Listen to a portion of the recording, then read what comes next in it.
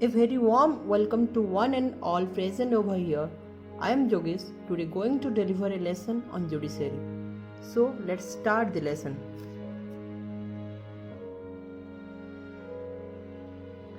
So you can see the learning objectives. After completion of the video, the students will able to first write and explain the role of judiciary in India.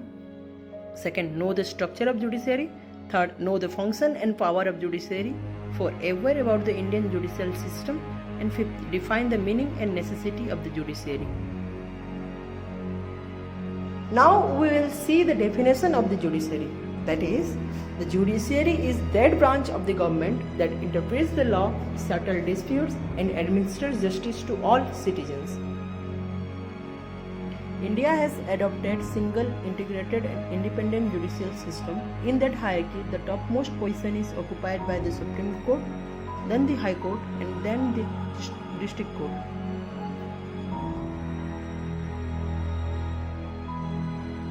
Let's see some features of the three wings of judiciary. First, the Supreme Court. Its decision is binding in nature. It can transfer any cases to itself. It is also known as the apex court of the country.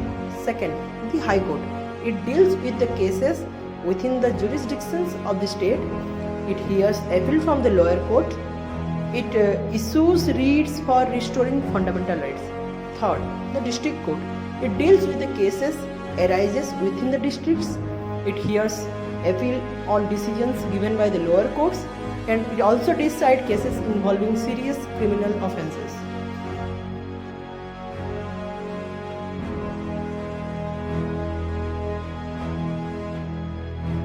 Now we will look into the power and function of the judiciary.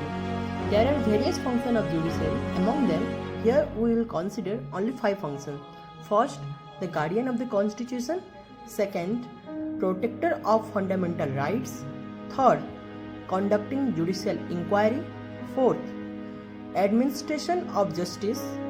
And last, the fifth one is appellate jurisdictions. As we know, many cases before the court are pending till the date, and time to time many steps were taken to resolve these issues. So here are some recommendations that will help in speeding up the judicial process. First, to increase the strength of the judiciary. Second, to keep courts open throughout the year. Third, proper modernization of the court. Fourth, introduction of fast-track courts, and so on. So, this is all about the topic judiciary. Thank you.